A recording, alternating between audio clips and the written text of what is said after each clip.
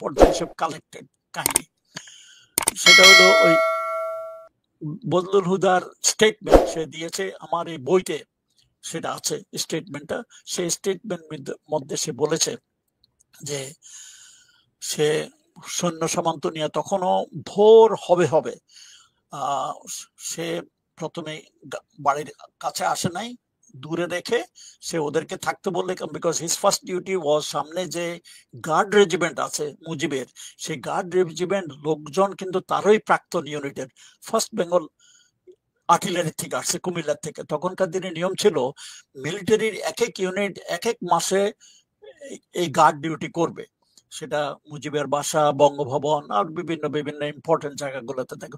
তখন ওই মুজিবের বাসার দায়িত্ব ছিল ফার্স্ট ফিল্ড আর্টিলারির রেসপন্সিবিলিটি। এই আর্টিলারির কমান্ডার ডালিম ছিল এককালে, আগে পাশা ছিল তারপর ডালিম, আর ওই ইউনিটের অ্যাডজুটেন্ট ছিল বদলুল হুদা। এরা সবাই কিন্তু খুব পপুলার অফিসার, সবাই তাদের মানে ইউনিটের সবাই তাদেরকে চেনে। তো ওদেরকে দূরে থামাইয়া তখন হুদা ওই গার্ড রেজিমেন্টের কাছে ওখানে গেল। তখন তারা রেডি হচ্ছিল রেভেলি করতে। রেভেলি মানে সকালে ফ্ল্যাগ হোয়েস্টিং অনুষ্ঠান হয়, ওতে বিগল বাজায় ওটা কয় ফ্ল্যাগ, ওই রেডি হইতেছিল প্লাটুন খানিক লোকজন।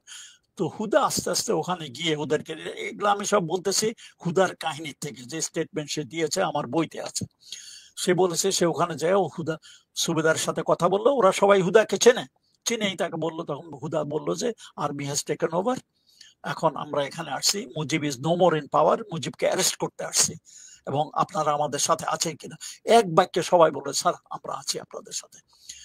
তো হুদাকে বললো যে ঠিক আছে আপনারা রেডি থাকুন, কিন্তু কেউ যেন মানে এখনো 32 নম্বর ঘরের ভিতরে কেউ যেন না ঢুকতে পারে, এটা আমরা দেখে লাগবে। কিন্তু এই হুদা বলছে আমি একটু আমার সৈন্য সামন্ত নিয়ে আসি এবং এলএমজি বিভিন্ন জায়গাতে আমি বসাবো, সেগুলো ঠিক করে আসি। মিনওয়াইল ওই লান্সারের লোকজন আয়সা তারা ভিতরে ঘরের ভিতরে ঢোকার জন্য মানে ইয়ে করতেছে। আর একটু বছরে দোতলা থেকে নিচে এসে কমর্শন সমর্শন শুনে উপরের থেকে শেখ কামাল, শেখ মুজিবের বড় ছেলে, তখন সে ক্যাপ্টেন কামাল, কিন্তু সে তার স্টেন গান না কেড়ে উপর থেকে গোলা ছুটতে ছুটতে নিচে দোতলা থেকে নিচে আসছে।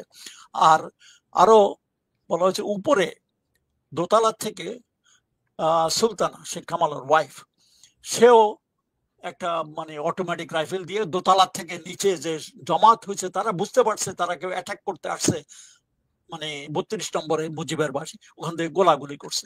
এসব গোলাগুলি হওয়াতে একজন সিপাহী মারা গেছে, আরো মনে হয় 2-1টা ওয়ান্ডেড হয়েছে, কারণ তখন অন্ধকার ছিল, অন্ধকারের মধ্যে গোলাগুলিতে পড়ছে, মারা গেছে। এই এখন চোখের সামনে তাদের একজন সিপাহী মারা গেছে, এটা দেখে অন্যান্য সিপাহীরা খেপে গেছে। গুলি আগে স্যার শুরু হলো কাদের পক্ষ থেকে? মানে বদলুল হুদার কথা মতো শেখ কামাল এবং তার ওয়াইফ সুলতানা, এই দুজনের থেকে গোলাগুলি।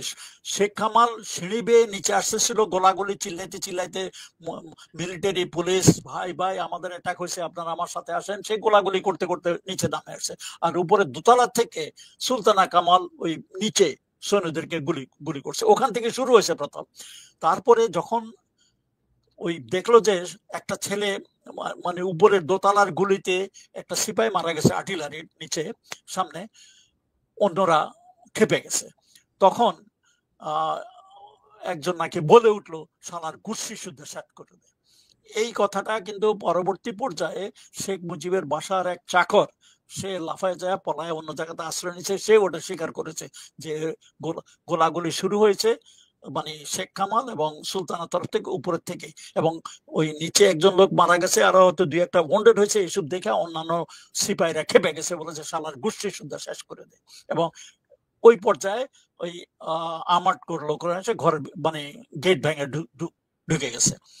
তো মিনওয়াইল হুদাও আসছে, এটা কিন্তু হুদা তখন অবস্থায় ওখানে ছিল না, তারা বলছে যে ঘরের ভিতরে না যেতে, কিন্তু তার কথা না শুনে সবাই এসব গোলাগুলি দেখে তারাও ভিতরে ঢুকে গেছে। তারপরে এই পর্যায়ে কিন্তু গোলাগুলি একটু বন্ধ হয়েছে। তারপরে হুদা আয়সা তার লোকজন নিয়ে আবার ভিতরে ঢুকলো। By that time I think Sheikh Kamal is dead. Sheikh কামালের সাথে হয়তো ইয়ে ছিল, শেখ নাসেরও ছিল সেদিন বাসায়, আরো কিছু পুলিশ দিয়ে একজন ওখানে হয়তো মারা পড়তে পারে। আর হুদা তার কিছু সৈন্য সামন্ত নিয়ে উপরে গেছে। His duty was according to him to bring Sheikh Mujib down, এবং তার সাথে তার কথা মতো মেজর মহিউদ্দিনও ছিল। তারা উপরে, আর মিনওয়াইল শেখ মুজিবও তার ঘরের থেকে বাইরে আসলে হুদা, মহিউদ্দিন ওরা শেখ মুজিবকে নিচে নামায় আসতেছিলেন, সিঁড়ি বয়ে নিচের দিকে আসতেছিলেন। যে মুহূর্তে তারা সিঁড়ি বয়ে নিচে আসতেছিলেন, অমন সময় উপরে থেকে নাকি আবার গুলি গালা শুরু করছে। এই সময় শেখ জামাল, সেও ওই রুমে, শেখ জামাল এবং সুলতানার ও দুজনেই এলোপাতাড়ি গুলি গালা শুরু করছে। এক গুলিতে এই মুজিবের পিছনে ছিল একটা সিপাই পড়ে গেছে, মানে বন্ডেড। আর গুলিগালা আওয়াজ শুনে মহিউদ্দিন এবং হুদা ওরা দুজনে ডাক, শেখ মুজিব তখনও দাঁড়ানো ছিল, এবং তারা ডাক করে বেঁচে গেছে গোলাগুলি শুরু করতে। আর এই গোলাগুলির আওয়াজে গেটে দিয়ে বাই দ্যাট টাইম অন্যান্য লান্সারের লোকজন যারা আসছে তারাও মানে ঢুকে এসে একেবারে মানে পাগলের মতো হয়ে গেছে। তারা পাল্টা গুলি দিয়ে, এবং মুজিব উনি নিজে অনেক বড় লোক, লম্বা চড়া, আর গুলি ওই মুজিবের গায়ে লাগছে সবগুলো, নিচের থেকে গুলি করছে। and he fell down and streaming blood. এই হলো মানে